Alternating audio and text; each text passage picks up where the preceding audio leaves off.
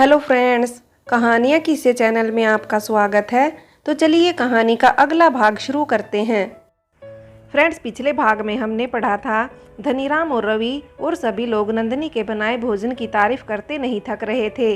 भोजन के बाद मनीराम ने धनीराम और हीरालाल के साथ रवि को ससम्मान अपने घर से विदा किया। रवि और नंदिनी ने बड़े बुजुर्गों से नजरें चुराकर इशारों इशारों में अपने प्यार का इजहार करके एक दूसरे से विदा ली। हीरालाल ने धनीराम और रवि को अपने घर के रास्ते चलने का आग्रह किया। धनीराम भी नए रिश्ते के मान को रखते हुए रवि के साथ हीरालाल के गांव के रास्ते चलने को राजी हो गया। तो चलिए फ्रेंड्स, अब आगे शुरू करते हैं। हीरालाल धनीराम और रवि को अपने घर ले गया। उसने तुलसी को चाय बनाने को कहा। हीरालाल की छोटी बेटी अंजू चाय लेकर आई। रवि ने अंजू को देखा तो वह उसे देखते ही रह गया। उसके गोरे वर्ण पर नीली आंखें और घुंघराले केस उसकी सुंदरता में चार चांद लगा रहे थे। उसे देखकर रवि को ऐसा लगा जैसे पूनम के लाखों चांद एक साथ उसके सामने चले आए हों। अंजू यदि खिले हुए पुष्प की तरह थी तो अंजू एक कमसिन कोमल कली थी। अब उसे नंदिनी वह खिला हुआ फूल लगने लगा जिसका मरकंद कोई अन्य भोरा ले उड़ा था। जबकि अंजू की जवानी का अमृत कलश अभी लबालब भरा हुआ था। वह इसी सोच में डूबा हुआ था कि हीरालाल ने उसे चाय ठंडी होने की बात कहकर चाय पीने का संकेत किया। हीरालाल ने धनीराम से कहा, हमारी छोटी लड़की अंजू घर के कामकाज में तो दक्ष है, लेकिन शर्माती बहुत है। थोड़ी देर चाय की चुस्कियों के साथ गपशप हुई। इसके बाद तुलसी रसोई घर में अंजू की मदद करने के लिए चली आई। तुलसी ने अंजू से पूछा, अंजू तुझे यह लड़का कैसा लगा? अंजू ने शर्माते हुए कहा, ठीक है। तुलसी ने फिर खुद कहा, मुझे तो रवि आकाश से भी अच्छा लग रहा है। भगवान करे नंदिनी का रिश्ता इसके साथ पक्का हो जाए। इसके बाद दोनों रात्रि के भोजन की तैयारी में जुट गई। रवि और दीपू छत पर घूमने चले गए। रवि दीपू से उनके गांव और उनकी बहनों के बारे में पूछताछ करने लगा। इसी बीच अंजू किसी काम से रसोई घर से बाहर आंगन में आई तो रवि की नज़र उस पर पड़ गई। रवि ने दीपू से कहा, क्या तुम अपनी दीदी को छत पर बुला सकते हो? उनसे कहो जीजा जी को आपसे कुछ ज़रूरी बात करनी है। दीपू ने अंजू को छत से ही आवाज़ लगाते हुए कहा, दीदी आपको जीजा जी छत पर बुला रहे हैं। यह सुनते ही अंजू की नज़र छत पर खड़े रवि पर पड़ी तो वह एक बार फिर शर्माते हुए रसोई घर में भाग गई। धनीराम ने रवि से कहा, देख बेटा रवि, ये मत सोचना कि तेरा बाप पंडित जी के घर दारू पीने आया है। ये तेरे भविष्य की बात है, इसलिए मैं पिछले 4-5 महीने से इनके और मनीराम जी के घर के चक्कर काट रहा हूँ। अभी भी सोच समझ ले, तेरी हाँ में हमारी हाँ है और तेरी ना में हमारी ना। कोई जोर जबरदस्ती भी नहीं होगी। इसके बाद धनीराम ने हीरालाल का समर्थन पाने के लिए कहा, क्यों पंडित जी, गलत तो नहीं कह रहा हूँ? हीरालाल को धनीराम की यह बात अच्छी न लगते हुए भी वह बोला, नहीं नहीं, सही बात है। कल को तुम भी हमें दोषी मत ठहराना और न ही मेरी बेटी के साथ कुछ गलत हो बेटा। रवि ने इन दोनों की बात का कोई जवाब नहीं दिया। उसे अब न तो इन दोनों की बातों में कोई खास रुचि थी और न नंदिनी के बारे में ही वह सोच रहा था। उसे तो अब नंदिनी से अधिक प्यारी अंजू लग रही थी। खाना तैयार हो चुका था, इसलिए तुलसी ने दीपू को बैठक में हीरालाल से यह पूछने भेजा कि खाना ले आए। दीपू ने बैठक में जाकर हीरालाल से पूछा, पापा जी, माँ कह रही है कि खाना परोस दे। हीरालाल ने धनीराम और रवि को हाथ मुंह धोने को कहा और खुद दीपू के साथ रसोई घर में चला आया। तुलसी ने 3 थालियों में भोजन लगाया और इसके बाद तुलसी और हीरालाल भोजन की थालियां लेकर बैठक में पहुंच गए। तीनों लोग भोजन करने लगे। तुलसी वहीं बैठी उनकी बातें सुनने लगी। दीपू रसोई से मेहमानों के लिए गर्मा गर्म रोटियां ला रहा था।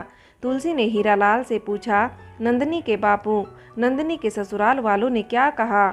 हीरालाल बोला, मनीराम जी तो तैयार हैं, लेकिन नंदिनी की सास का कहना है कि अभी 1 साल तक वह नंदिनी को अपने बेटे के नाम पर ही रोक कर रखना चाहते हैं।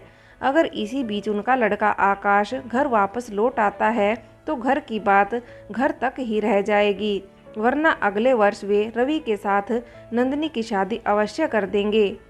धनीराम बोला, उनकी बात भी सही है। उनकी जगह कोई और भी होता तो यही कहता।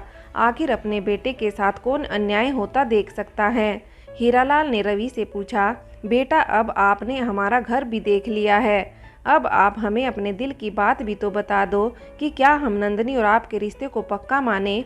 रवि ने हीरालाल की बात का सीधा जवाब न देकर सिर्फ इतना कहा कि यह तो अब 1 साल बाद ही तय होगा। यदि मैंने इस रिश्ते के लिए आज हाँ कर दिया और इस बीच आकाश वापस आ गया तो इसमें आपकी बेटी और मेरे लिए भी उचित न होगा। धनीराम ने भी रवि की बात का समर्थन करते हुए कहा, बात तो रवि भी सही कह रहा है। यह वास्तव में तीनों परिवारों के लिए दुविधा वाली बात तो है ही। तुलसी यह सुनकर रसोई में चली आई। हीरालाल और मेहमानों ने नाश्ता कर लिया था। हीरालाल एक बार फिर हुक्का भरने के लिए रसोई में चला आया। तुलसी ने हीरालाल से कहा, मुझे यह लड़का काफ़ी समझदार लगता है, आप इनसे बात पक्की कर लो। यदि आकाश वापस आ ही गया तो हमारे घर में दूसरी जवान बेटी भी तो है, उनसे कहो यदि ऐसा हुआ तो हम अपनी अंजू की शादी रवि के साथ करवा देंगे। हीरालाल ने तुलसी को झल्लाते हुए कहा, तेरा दिमाग तो सही है, क्या तूने अंजू को इस बारे में पूछा भी है? तुलसी बोली, अंजू इस रिश्ते के लिए मना नहीं करेगी, तुम एक बार रवि और उसके पिता से यह जिक्र करके भी देख लो। हीरालाल ने कहा, ठीक है, जब तुम्हारी यही इच्छा है तो मैं यह प्रयास भी करके देख लेता हूँ। यह कहकर हीरालाल एक बार फिर बैठक वाले कमरे में पहुँच गया। पहाड़ी लोग ऐसे मौके पर जब किसी लड़की के रिश्ते के लिए कोई उनके घर आया हो और लड़के वालों की ओर से रिश्ते के लिए असमंजस की स्थिति बनी हो तो इस स्थिति से निपटने का एक उपाय करते हैं। मेहमानों को खाना खाने के बाद यह विदाई के समय दही दी जाती है। इस दही के साथ 2 अलग अलग कटोरियों में नमक एवं चीनी भी मेहमानों के सामने रखी जाती है। यदि मेहमान दही के साथ चीनी लेकर उसे पी ले तो इसे रिश्ते के लिए हाँ समझा जाता है। यदि नमक के साथ मेहमान दही पी ले तो इसका मतलब उनकी ओर से ना समझी जाती है। तुलसी ने भी धनीराम और रवि के साथ यही उपाय अपनाना उचित समझा। वह 2 कटोरियों में दही और 2 अलग अलग कटोरियों में नमक और चीनी लेकर बैठक वाले कमरे में पहुंच गई। उसे देखते ही धनीराम बोला, अरे समधन जी, इसकी क्या ज़रूरत थी, मैंने तो पहले ही आपको समधन मान लिया है। यह कहकर उसने दही की एक कटोरी उठाई और उसमें थोड़ी सी चीनी मिलाकर वह दही पी गया, लेकिन रवि ने दही नहीं ली। हीरालाल ने धनीराम से कहा, मुझे विश्वास है कि आप जुबान के पक्के आदमी हैं, लेकिन आजकल के बच्चों का कौन भरोसा करे। आप भी तो तभी हमारे संबंधी बन पाओगे जब आपका बेटा रवि भी इस रिश्ते के लिए हाँ करे। धनीराम बोला, अरे पंडित जी, 2 दिन से आपकी रोटियां यूं ही थोड़े तोड़ रहे हैं। रवि भी इसी बात का इंतजार कर रहा है कि आप लोग इस बात का उचित समाधान ढूंढ निकालें। हीरालाल ने कहा, यह तो अब नंदिनी और रवि के बीच की ही बात है। अगर ये एक दूसरे पर विश्वास करते हो तो 1 वर्ष का समय होता ही कितना है। रवि हीरालाल की बातों को ध्यान से सुन रहा था। उसने इस बार अपने मन की इच्छा व्यक्त करते हुए कहा, आप लोग केवल नंदिनी के बारे में ही बात कर रहे हैं, क्या कोई मेरे बारे में भी बात करेगा? मैं भी यही चाहता हूँ कि भगवान करे नंदिनी का पति आकाश घर लौट आए, लेकिन फिर मेरे 1 वर्ष तक इंतजारी का क्या होगा? मैं तो इस बात के लिए स्वयं को जिंदगी भर के लिए ठगा सा महसूस करूँगा। धनीराम ने बेटे की बात का समर्थन करते हुए कहा, हम लोगों ने तो इस बात को सोचा ही नहीं। पंडित जी, आप ही बताओ ऐसी स्थिति में क्या होगा? हीरालाल बोला, जब आपने मुझे समधी मान ही लिया है तो मैं भी इस रिश्ते को पूरी तरह निभाऊंगा। अगर भगवान ने सुन ली और आकाश वापस लौट आया तो मैं अपनी छोटी बेटी अंजू का हाथ रवि को सौंप दूंगा।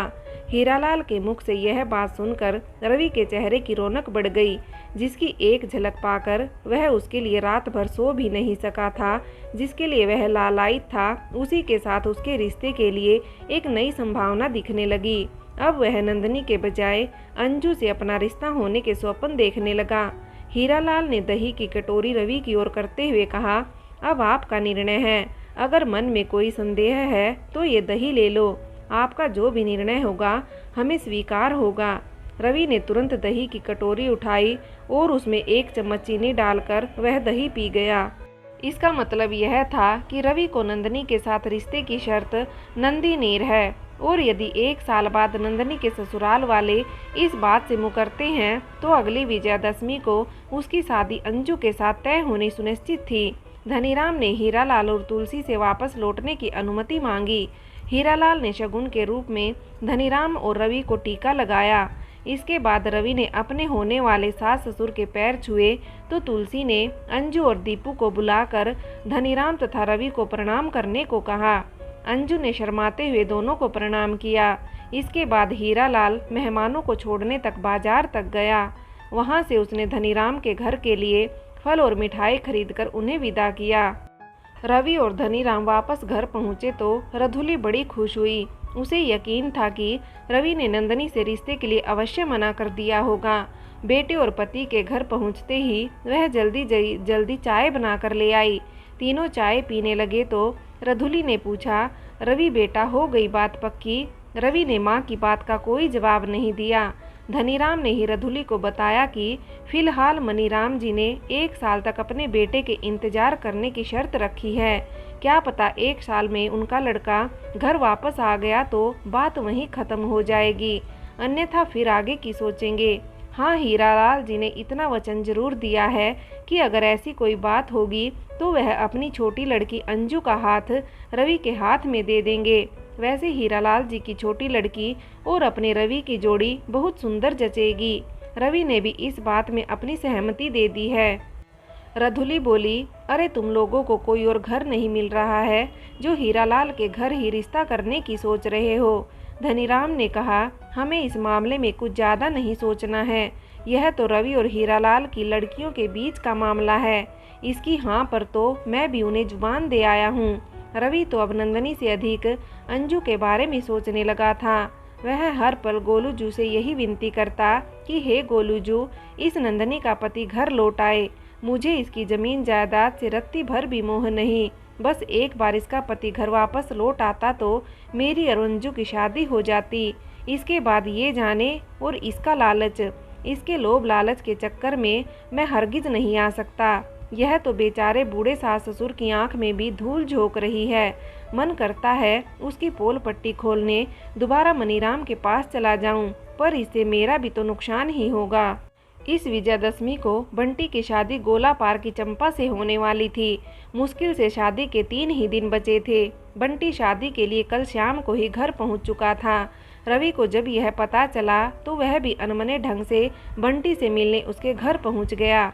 बंटी ने रवि को देखा तो उसने भी अचानक रवि के इस मौके पर घर पहुंचने पर खुशी जाहिर की। रवि ने बंटी को शादी के इस मौके के लिए अग्रिम बधाई दी। बंटी ने नंदनी के बारे में रवि से कोई बातचीत नहीं की। उसके हाव भाव से ऐसा लग रहा था कि वह नंदनी को जानता ही न हो। थोड़ी देर तक दोनों पुराने दोस्तों में बातचीत होती रही। रवि ने बंटी को बताया कि उसके लायक कोई काम हो तो बेहिचक बता देना। इसके बाद रवि अपने घर वापस चला आया। घर पर माँ ने भोजन तैयार किया था, इसलिए भोजन करके रवि थोड़ी देर के लिए आराम करने के लिए लेट गया तो फिर उसे ऐसी गहरी नींद आई कि उसकी आंखें शाम को ही खुली। अगले दिन धीरे धीरे बंटी की शादी के लिए उसके घर रिश्तेदार आने लगे थे। शादी की तैयारियां जोरों पर थी। लड़के को हल्दी लगने की रस्म शुरू होने वाली थी कि तभी गांव में एक अफवाह सी उड़ने लगी कि बंटी की मंगेतर ने जहर खा लिया है। उसकी हालत नाजुक है और वह हल्द्वानी के किसी बड़े अस्पताल में भर्ती है। तब गांव में मोबाइल फ़ोन कहाँ थे जो इस बात की जानकारी तुरंत मिल जाती। आनन फानन में बेटी के पिता ने उसके बड़े भाई मोहन को लड़की के हाल चाल पूछने हल्द्वानी भेजा। हल्दी की रस्म में विघ्न न आए इसलिए पंडित जी ने 5 कन्याओं से बंटी को हल्दी लगवाकर इस कार्यक्रम को हल्के में ही निपटवा दिया। पूरे इलाके में यह बात दावा नल की तरह फैल गई। बंटी और उसके माता पिता के साथ साथ घर आए मेहमान भी बड़े परेशान थे। सब यही सोच रहे थे कि कहीं लड़की को कुछ हो गया तो फिर क्या होगा। सब लोग अपने अपने तरीके से इस घटना का विश्लेषण कर रहे थे। शाम को बंटी का बड़ा भाई मोहन घर लौट आया। घर के सारे सदस्यों के साथ साथ रिश्तेदारों और गांव वालों ने मोहन को घेर लिया। सब यह जानना चाहते थे कि आखिर लड़की ने ऐसा कदम क्यों उठाया।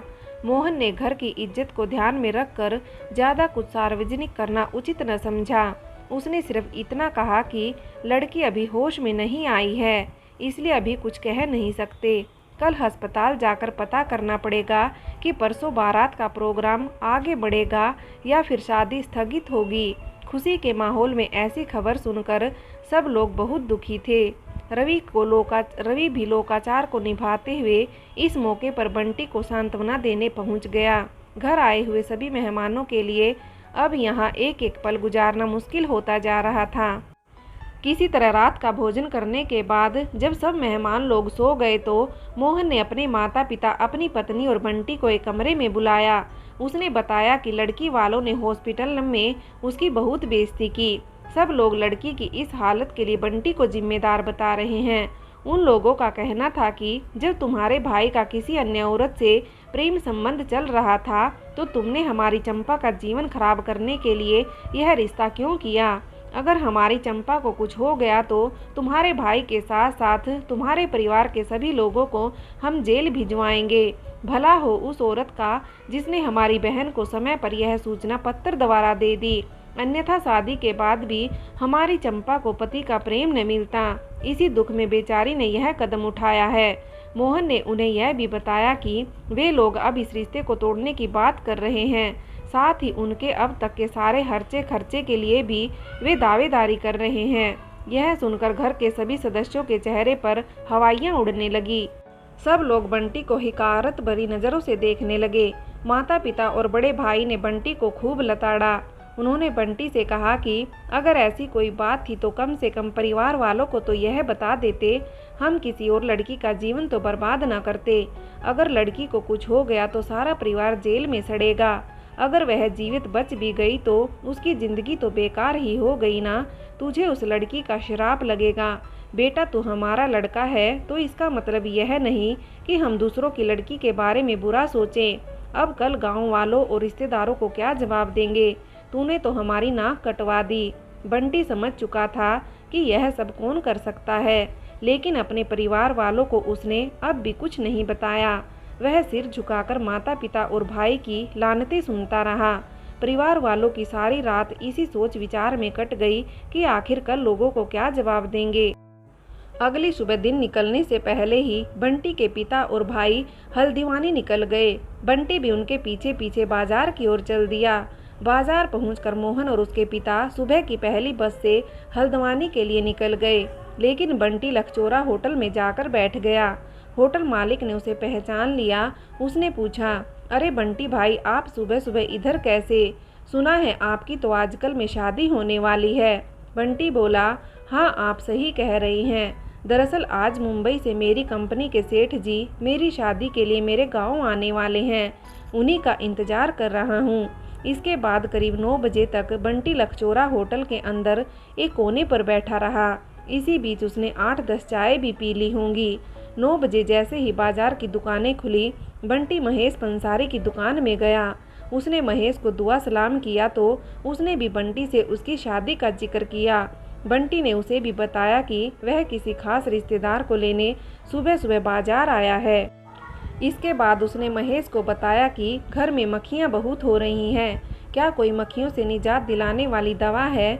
महेश ने सोचा शादी ब्याह के मौके पर मक्खियाँ हो ही जाती हैं, इसलिए उसने बंटी को नुआन की एक शीशी पकड़ाते हुए कहा, इसे मिट्टी के तेल में मिलाकर पंप से छिड़क देना, सब 1 घंटे में साफ हो जाएंगी। बंटी ने नुआन की शीशी को जेब में डाला और वहां से सीधे नंदनी की ससुराल की ओर निकल आया। उसे विश्वास हो चुका था कि नंदनी ने ही यह घिनौनी हरकत की है। आज नंदनी को उसकी करने की सजा देने के लिए उसका हृदय बेचैन हो उठा था। 1 घंटे तक पैदल चलने के बाद बंटी नंदनी की ससुराल जा पहुंचा। गांव वालों से पूछताछ करते हुए वह मनीराम जी के घर पहुंच गया। मनीराम और कमला खेतों में काम करने गए थे।